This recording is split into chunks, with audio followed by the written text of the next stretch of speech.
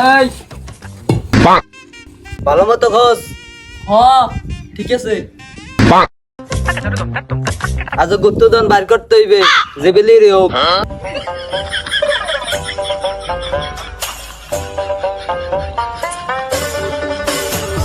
গুপ্তধন পাইছি। আমরা এটা বেচা বাজারে রাজ করমু। এইটা যিনি কেউ না জানতে পারে। হ ঠিক কইছো। আমি তো জানিয়ে গেছি।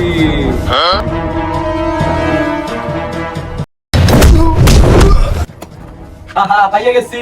হায় হায়, এটা তো রুস্তু।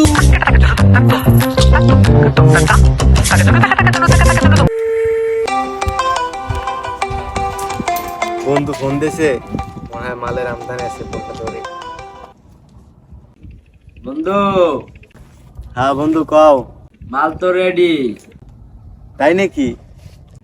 তুমি চলে আসো আমাদের আস্থানায়। হ্যাঁ আমি আইতেছি এখনই।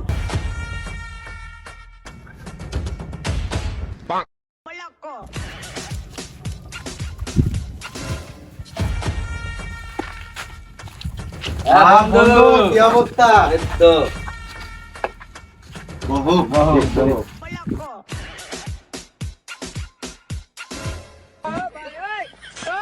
বন্ধু মাল সব ঠিক আছে তো? মাল একদম করা 100-100। বন্ধু মালগুলো দাও তাইলে। টাকা বন্ধু? আরে টাকা তোমার অ্যাকাউন্টে পৌঁছে দেব। আচ্ছা এই লও।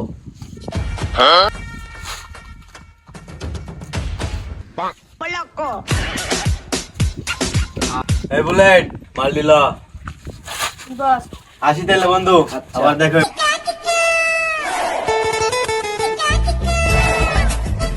মালগুলো আমি কাউকে দিব না, কেটেছে দাম আমি নিজে নিয়ে খাবো। এই বুলেট আস না। জি বস, আস্তে আসি।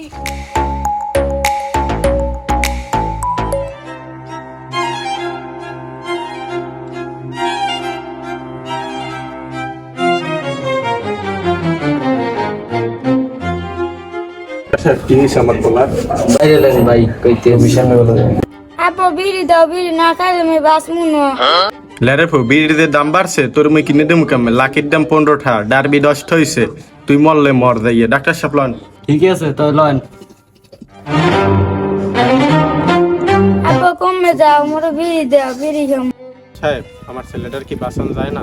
একটা উপায় আছে, আপনার ছেলের রিয়ে বানাতে হইবে। তুমি কে আমি কে, জবাব চাই দিতে হবে। বিড়ির দাম বাড়লো কেন? বিড়ির দাম বাড়লো কেন? জবাব চাই, জবাব চাই, বিড়ির দাম বাড়লো কেন?